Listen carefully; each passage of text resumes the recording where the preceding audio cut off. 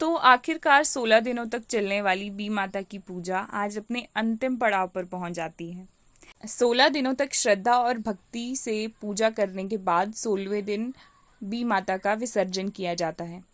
वैसे परंपरागत रूप से तो विधि माता का विसर्जन बावड़ी या कुएं के पास किया जाता है, लेकिन हमारे गांव की बावड़ी थोड़ी दूर होने के कारण हमारे गांव की महिलाएं पीपल के पेड़ के नीचे एकत्रित होकर ये परंपरा निभाती हैं।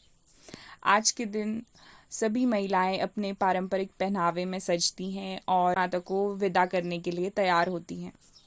विसर्जन से पहले विधि माता के लिए एक विशेष भोग तैयार किया जाता है, जिसे हमारे गांव में फ्लुगड़ू कहते हैं।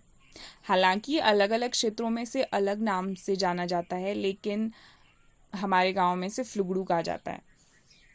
इसे बनाने के लिए आटे में गुड़ का पानी मिलाकर इसे गूंथ लिया जाता है। फिर उसके छोटे छोटे गोले बनाकर उसे तेल में तला जाता है। इसी तरह ये पारंपरिक प्रसाद तैयार होता है, जिसे बी माता को अर्पित किया जाता है। इसके बाद महिलाएं बी माता को चुनरी से ढककर अपने घरों से लेकर आती हैं और श्रद्धा के प्रतीक के रूप में वे नंगे पांव चलकर पीपल के पेड़ के पास पहुंचती हैं, जहां गांव की सभी महिलाएं इकट्ठी होती हैं। चला सोएलियो जुड़े मिले हुए सोरा परोसो दे जाना ब्रह्मा चाले विष्णु चाले उरो चाली आया गोरी साथे चला सोएलियो जुड़े मिले वे सोरा परोसो दे जा। वहां पहुंचने के बाद विधि माता को विधि पूर्वक धोया जाता है। बेटाले नाउना करायशना कोरी किए बेटाले कोरी किए। फिर उन पर पठाओं से चौक बनाया जाता है। पठाओ एक पीले रंग का पाउडर होता है जो बहुत शुभ माना जाता है।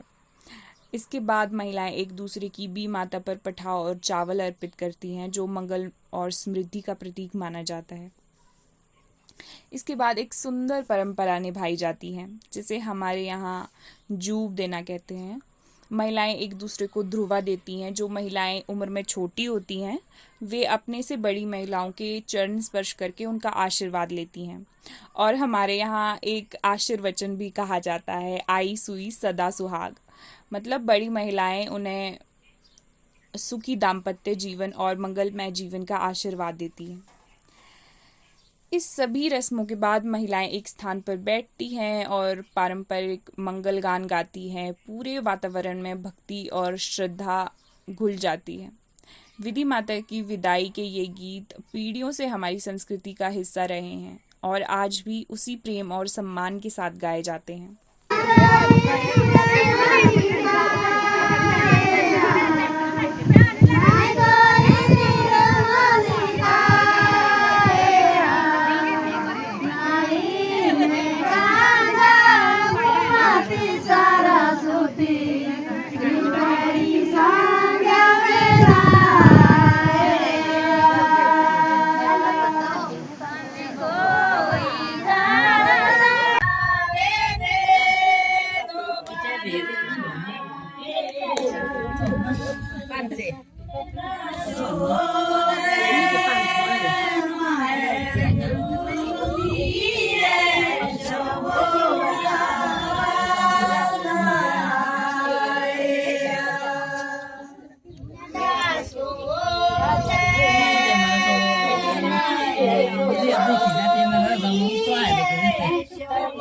इसके बाद सभी घरों से लाए गए फ्लुगड़ू एक जगह इकट्ठे किए जाते हैं। फिर उन्हें प्रसाद के रूप में सभी महिलाओं और उपस्थित लोगों में बांट दिया जाता है और इसी तरह 16 दिनों तक चलने वाले विधि माता के इस पावन पर्व को श्रद्धा, भक्ति और महिलाओं की सामूहिक भागीदारी के साथ संपन्न किया जाता है। और इसी तरह 16 दिनों तक चलने वाला यह विधि माता का पावन पर्व संपन्न होता है।